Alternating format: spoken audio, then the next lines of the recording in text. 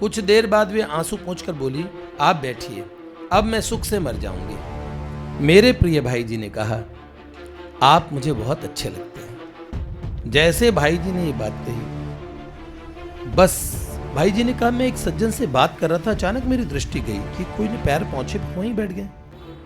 तो उन्होंने बड़ी विनम्रता से संकोच के साथ नमस्कार किया, मानो वो अपने आप को नमस्कार के योग्य भी नहीं समझते। ऐसी स्थिति, ऐसा दिन, उस पवित्र भोजन का माधुर्य सदा याद रहेगा। जीवन में शायद 2-4 जगह ही इस श्रेणी का भोजन मिला होगा। हमें पता लगता जो लोग चप्पलें उठा रहे हैं, सेवा कर रहे हैं, झाड़ू पोंछा लगा रहे हैं, वो उस समय के सारे धन्ना सेठ थे। एक पत्र प्रेम मत वाले परम भक्ता श्री नेहलता जी का भाई जी के पास आया था।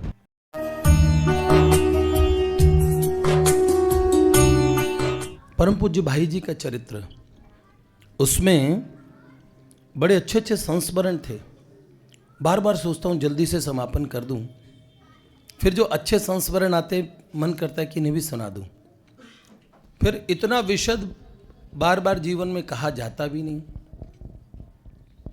और पुस्तकें सब पढ़ते भी नहीं। आजकल का जो समय है उसमें लोग, और सुनना उनके लिए ज़्यादा और बेहतर विकल्प लगता है। यद्यपि पढ़ना जरूर चाहिए, स्वाध्याय जरूर होना चाहिए। देखिए, जिन्होंने पूज्य हरि बाबा का चरित्र लिखा, पंडित श्री ललिता प्रसाद जी, भाई जी के विषय में उनकी भी कई व्यक्तिगत अनुभूतियां हैं, जिन्हें डिस्टर्ब ना हो रहा, वो बैठे रहे, नहीं तो कोई एक सज्जन उनको, इनकी मीटिंग चल रही है, अगर ये बोलेंगे तो हमने पूज्य हरि बाबा का चरित्र जिन्होंने लिखा, पंडित ललिता प्रसाद जी,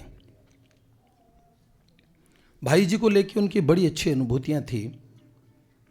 एक संस्मरण वो भी लिखते हैं कि 1943 में एक बार संत समागम हुआ, जिसमें हरि बाबा जी, प्रभुदत्त ब्रह्मचारी जी, जिसमें श्री प्रभुदत्त ब्रह्मचारी जी ऊंट पे उल्टे बैठे थे। नगर कीर्तन हुआ था भाई जी का क्षेत्र रतनगढ़ में। 15 दिन का उत्सव हुआ, बड़े बड़े महापुरुष पधारे थे, जिसमें भगवान रंगनाथ ने प्रकट होकर श्री रघुनाथाचार्य जी महाराज को ये आज्ञा की कि भाई जी के उत्सव में जाओ। भगवान भाई जी के उत्सव में लोगों को भेज रहे थे। बहुत सुंदर उत्सव रहा। भारत के बड़े बड़े विद्वान संत उस मरुभूमि में पहुंचे। हरि बाबा जी के साथ ललिता प्रसाद पंडित जी भी गए थे। उन्होंने कहा, इतना सुंदर व्यवस्था थी। हम सुनते थे कि रेत के टीलों में जल का संकट है, और वो पूरा रेत का धोरों का क्षेत्र था उस समय। तब भी उन्होंने कहा, जल की इतनी अच्छी व्यवस्थाएं थी, सुंदर हवेलियों में सबको ठहराया गया, सब प्रकार से कच्चा पक्का भोजन, दूध, फल, मेवा, मिठाई, और पानी के और तांबे के, पानी के पीतल और तांबे के बड़े बड़े नांद हर समय भरे रहते थे। इतनी सुंदर लोगों के स्नान की, कपड़े धोने की, सबकी व्यवस्थाएं ऐसे सुंदर की गई, और इतने लोग आ जाएंगे, और इतनी सुंदर व्यवस्था उस रेगिस्तान में भी हो सकती है। हमें पता लगता जो लोग चप्पलें उठा रहे हैं, सेवा कर रहे हैं, झाड़ू पोंछा लगा रहे हैं, वो उस समय के सारे धन्ना सेठ थे, जो भाई जी के कार्यक्रम में और लोगों के चरण प्रक्षालन की छोटी से छोटी सेवा करने के लिए तैयार रहते थे।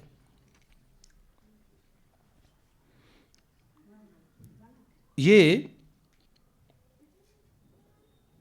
प्रांत के 700 लोग उस समय भाई जी के साथ मिलके सेवा कर रहे थे संतों की। 108 नवान पारायण सुबह सुबह हो जाते थे, नहीं सुबह सुबह उस 108 नवान पारायणों का और पाठ रखा गया था, और 108 पंडित वर्ण किए गए थे। साथ में लोग पोथी ले लेके साथ में गाते थे, और रात को चेतराम जी की रास मंडली की रासलीला होती थी, और दिन भर प्रवचन, सुंदर भागवत कथा, रामचरितमानस की कथा, अखंडानंद सरस्वती जी महाराज, अवधूत कृष्णानंद जी महाराज, और बीच बीच में सेठ जी आते थे, बड़ा सुंदर ऐसा कार्यक्रम रहा। तो इन्होंने एक बात कही, वहाँ हमें पता लगा कि भाई जी एक ऐसा व्यक्तित्व है, वो कितने लोगों के माध्यम से, जो लोग सबसे हमारे लिए दर्शनीय बात ये रही, जो लोग बिना नौकरों के घर में एक काम नहीं करते, वो वहाँ ऐसे लगे सेवकों के सेवक बन के लगे हुए थे। ये भाई जी का प्रभाव था, जो आध्यात्मिक व्यक्तियों पे तो था ही, जो भौतिकता में नितांत फंसे हुए हैं और जो अपने आप को बहुत बड़े ओहदे वाले मानते थे, उन लोगों पे भी भाई जी का ऐसा प्रभाव होता था। और ऐसा अनुभव लगभग सभी का रहा। वीणा महाराज, जिनको देवर्षि नारद जी ने वीणा पकड़ाई थी, ये वीणा महाराज कहते हैं कि 1954 में मैंने भाई जी के दर्शन कर लिए थे। प्रयाग के कुंभ के मेले में गीता प्रेस का स्वतंत्र शिविर लगा था और दास उसमें जाया करता था। तो उन्होंने कहा, भाई जी इतने उनको ऐसे कार्यक्रमों में रत देखता, कभी यज्ञ कराने में तत्पर, कभी महात्माओं के प्रवचन कराते, और कैसे दत्तचित्त होकर स्वयं सुना करते थे भाई जी। और मैंने कितने अवसरों पे एकांत में उन्हें भाव विभोर होकर भगवान के लिए रोते देखा। उन्होंने कहा कि पिता तुल्य और ज्ञान में वृद्ध गुरुजनों के समान होने पर भी उन्होंने दास के पैर छूकर दास को लज्जित किया।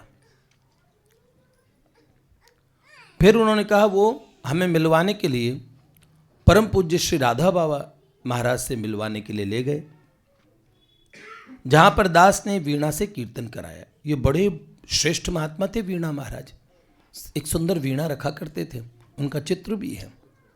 हाँ, लंगोटी धारण की एक महात्मा, बड़े सुंदर परमहंस अवधूत अवस्था में रहा करते थे, बड़ी अच्छी अवस्था।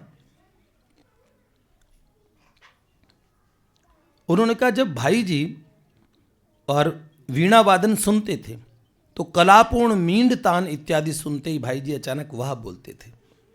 तो मैं समझ गया कि वो संगीत के भी गहरे मर्मज्ञ हैं। सभी संप्रदायों के प्रति उनके मन में जो आदर था वैसा कहीं दिखता नहीं है।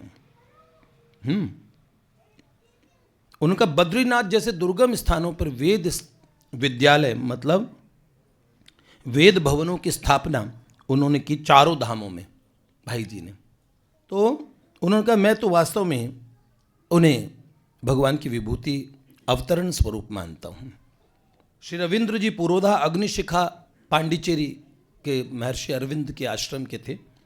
उन्होंने कहा मैं तो ऐसा आर्य समाजी था, लगभग नास्तिक जैसा, मुझे बिल्कुल भी आकर्षण नहीं था भाई जी के लिए, जरा भी।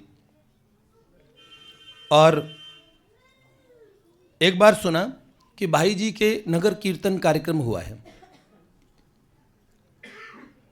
तो मैंने सोचा, आर्य समाजी था, चलो इन लोगों का तमाशा देखते हैं, सनातनी लोग जोर जोर से नाम कीर्तन करते हैं।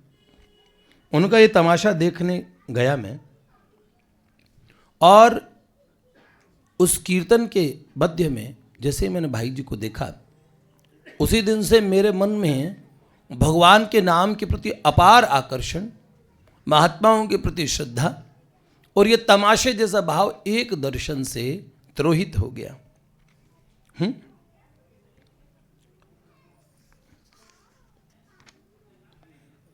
उस समय की गणमान्य सभी लोगों ने लिखा है, कृपा शंकर जी, रामायणी जी,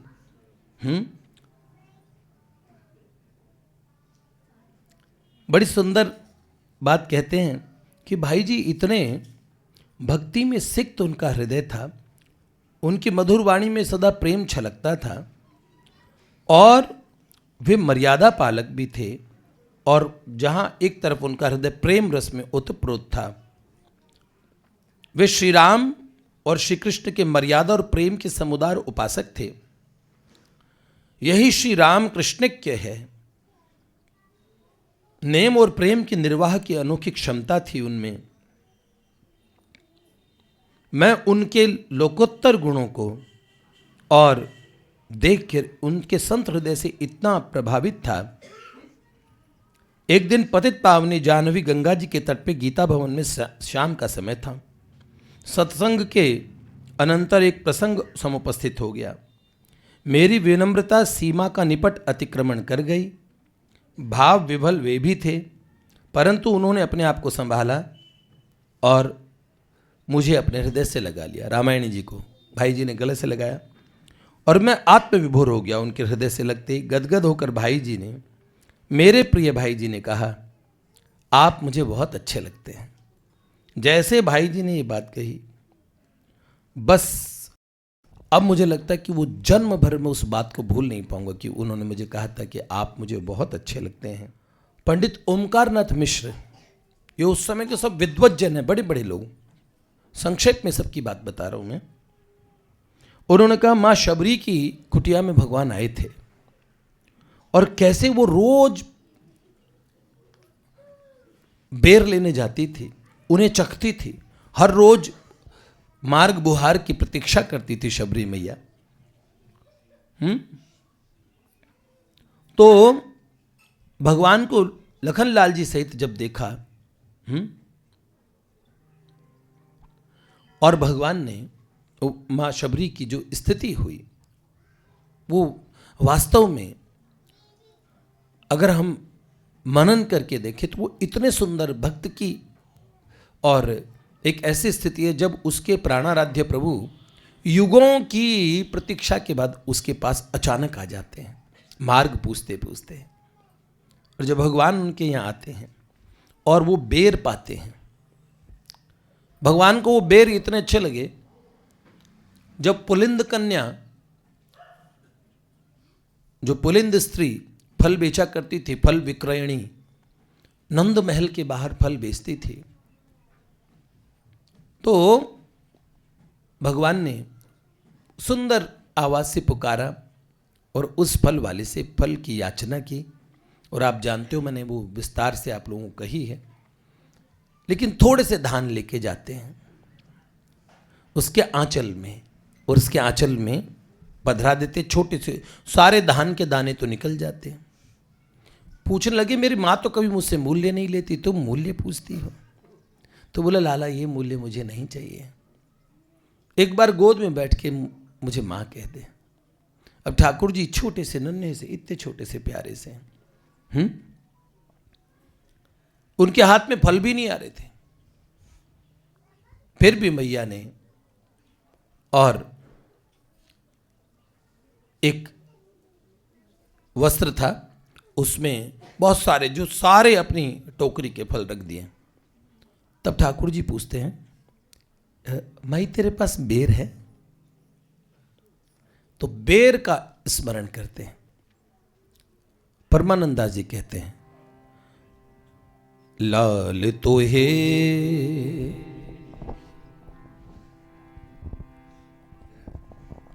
लाल को भावे गुड़ और बेर। ठाकुर जी को गुड़ प्रिय है, गन्ना प्रिय है, बेर बहुत प्रिय है। गन्ना भी आया है, कल एक गांव के लोग लाए हैं मुजफ्फरनगर के। भगवान राम जी एक जगह उन बेर की याद करते हैं और क्या कहते हैं, घर गुरु ग्रह प्रिय सदन सासुरे, भई जब जह पहुनाई, तब कह कहीं सबरी के फलन की, रुचि माधुरी न पाई। हम घर गए, गुरु ग्रह गए, प्रिय सदन गए, ससुराल गए, जहां जहां हमारी पहुनाई हुई, तब तह कहीं सबरी के फलन की रुचि माधुरी न पाई। हमने कभी वो स्वाद नहीं पाया जो उन बेरों में था। भाई जी के जीवन की एक घटना ऐसी ही, एक बड़ी प्यारी घटना है, भाई जी ने उसे लिखा है। एक वृद्धा के घर भाई जी गए। भाई जी लिखते हैं, एक बार किसी काम से कलकत्ते गया था, एक दिन एक सज्जन मेरे पास आए, भाई जी के पास। तो भाई जी लिखते हैं, फटा हुआ कुर्ता, मैली धोती, पुरानी फटी हुई जूतियां, दोपहर का समय था। सकुचाते डरते हुए मुझसे कुछ दूर पायदान पे, जो पैर पहुंचने का बिछावन होता है, तो पायदान के पास बैठ गए। भाई जी ने कहा, मैं एक सज्जन से बात कर रहा था, अचानक मेरी दृष्टि गई कि कोई ने पैर पहुंचे पर वहीं बैठ गए। तो उन्होंने बड़ी विनम्रता से संकोच के साथ नमस्कार किया, मानो वो अपने आप को नमस्कार के योग्य भी नहीं समझते। ऐसी स्थिति, ऐसा दैन्य। भाई जी ने कहा, मैंने बदले में नमस्कार किया, उनको नज़दीक आकर सतरंजी पर बैठने के लिए कहा। सतरंजी समझ गए? चटाई। वे उठे नहीं, हाथ जोड़ के बोले, यही ठीक है भाई जी। मैंने उठकर उनका हाथ पकड़ के अपने पास बिठा लिया। पास बैठते हुए उनके नेत्रों में आंसू छलक आए। पहले वाले सज्जन कुछ देर बात करके चले गए। तब मैंने उनसे पूछा, भैया जी कहाँ से पधारे, कहाँ रहते हैं? तो उन्होंने अपने नाम जाति का परिचय दिया। मालूम हुआ कि वो मेरे ही जाति के हैं, भाई जी की जाति के, और वैश्य थे और अच्छे घराने के थे, किंतु निर्धन थे, धन की कमी थी। फिर उन्होंने कहा, मैं आया तो था एक काम से, पर मुझे कहते हुए बड़ा संकोच होता है और डर भी लगता है। मैंने उनसे कहा, आप जरा भी संकोच न करें, आप तो मेरे ही भाई हैं, अपना काम बताइए, मुझसे होने लायक होगा तो अवश्य करूँगा। मेरे मन में, मेरी बात सुनकर उनके मन में साहस आया। उनके चेहरे पर कुछ आश्वासन तथा आनंद की रेखा दिखाई दी। वे बोले, आप कर सकते हैं, तभी तो आया हूँ। मेरी बूढ़ी माता 3 महीने से बहुत बीमार हैं, वे चल फिर नहीं सकती। पता नहीं क्यों 2 महीने पहले उन्होंने अत्यंत बीमारी की अवस्था में मुझसे कहा कि मुझे भाई जी से मिलना है। वे यदि कलकत्ते कभी आएं तो ख्याल रखना, मुझसे मिलवा देना। अब परसों आपके यहाँ आने का पता लगा, तब माताजी के कहने पर मैं यहाँ आया हूँ। माताजी आपसे मिलना चाहती हैं, आप पधार सके तो। मैंने कहा, जरूर आऊँगा, वे मेरी भी तो माँ हैं, मुझे उनके दर्शन का सौभाग्य और लाभ प्राप्त होगा। मैंने उनका पता झट से नोट कर लिया। दूसरे दिन 11 बजे उनके घर पहुँचने का समय दे दिया। मैंने उनसे कहा, हम शायद 3-4 आदमी हो सकते हैं साथ में। दूसरे दिन सवेरे अपने 2 मित्रों के साथ निकला। जहाँ पहले जाना था वहाँ पहुँचा, वहाँ से एक जगह और गया। लौटते समय कलकत्ते में कोई जुलूस था, रास्ते बंद हो गए, इसलिए रास्ते में रुकना पड़ा। पहले ही कुछ देर हो गई थी। हमारी मोटर लगभग 1 बजे, भाई जी गाड़ी 1 बजे उनके मकान की गली के सामने पहुंची। वे सज्जन वहां खड़े इंतजार कर रहे थे। पूछने पर पता लगा वे 2.5 घंटे से वेट कर रहे हैं, वही गली में खड़े प्रतीक्षा कर रहे थे। मुझे बड़ा ही संकोच हुआ, मैंने क्षमा मांगी। वे तो मानो लाज से गड़ गए, पर उनके चेहरे पर इस बात की इतनी खुशी थी कि हम उनके घर आए हैं। मैं उनके साथ साथ उनके घर गया। जाकर देखा एक छोटा सा कमरा है, सामान कुछ भी नहीं है लगभग, पर बड़ा साफ सुथरा है। एक चारपाई पर बुढ़िया माँ लेटी हैं, उनके पैरों की ओर उक्त सज्जन की धर्मपत्नी खड़ी है। एक 8-10 वर्ष का बच्चा भी उनके पास खड़ा है। वे मुझे देख के बड़ी प्रसन्न हुई। मैंने माताजी के चरणों में नमस्कार किया। माताजी की आंखों में आंसू आ गए।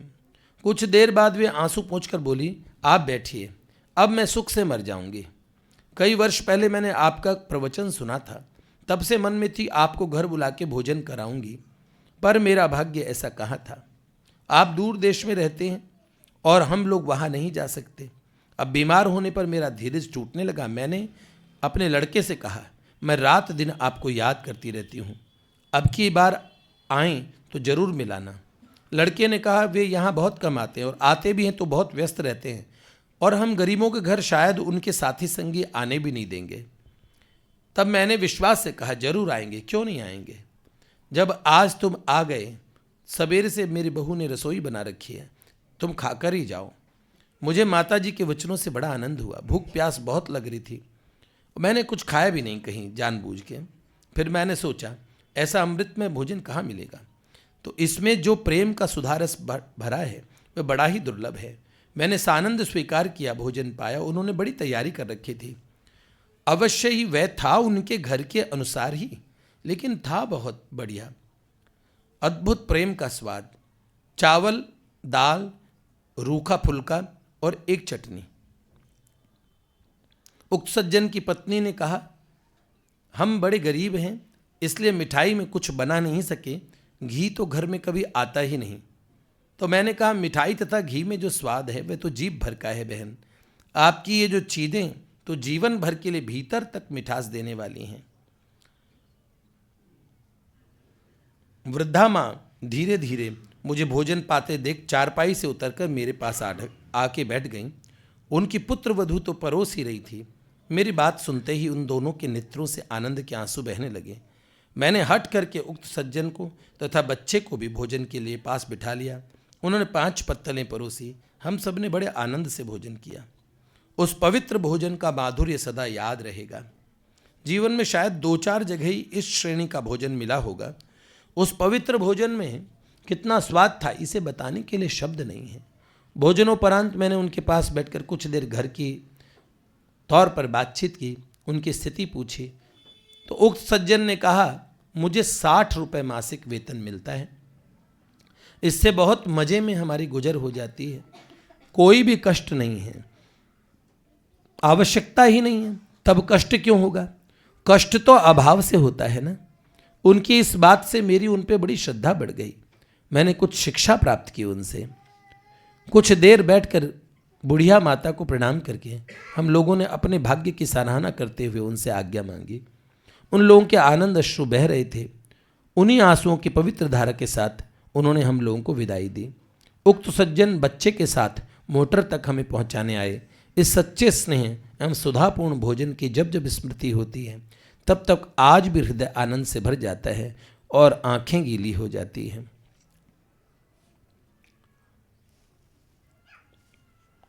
ऐसे ही एक बार भक्तिवती मीराबाई सा के जीवन का प्रकरण है।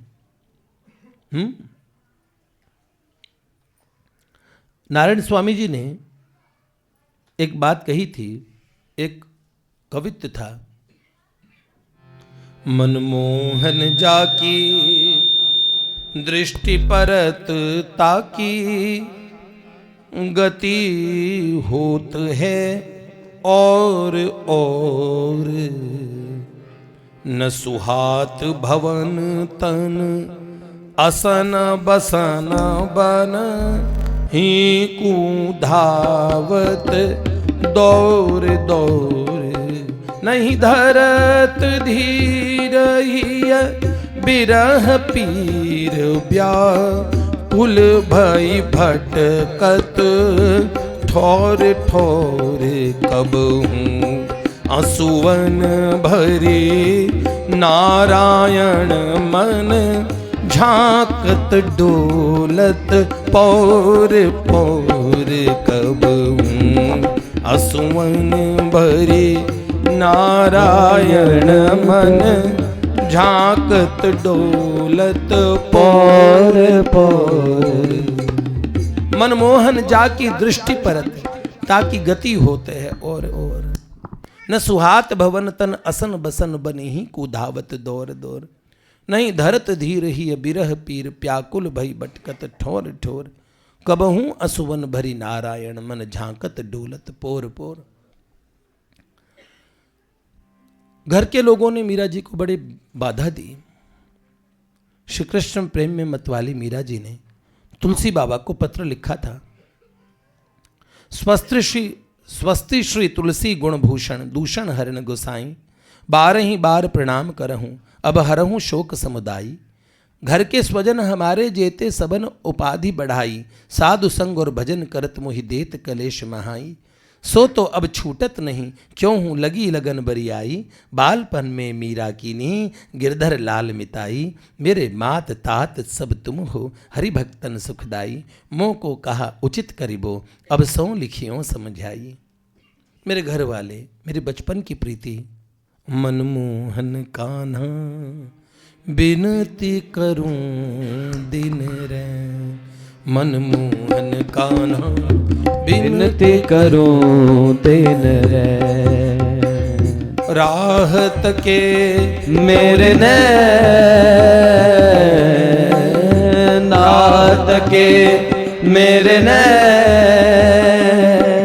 मनमोहन कान्हा बिनते करूं दिन रैन मन मोहन का ना बिनते करूं दिन। बालापन में मीरा कीनी गिरधर लाल मिताई। अब मेरे घर वाले साधु संग और भजन करत मोहि देत कलेश वहाई, मैं क्या करूं। तो बाबा तुलसी जिस दिन पत्र का उत्तर देते हैं, उस पत्र को पढ़ते ही मीरा जी सदा के लिए मेवाड़ छोड़ देती है, राजमहल छोड़ देती है।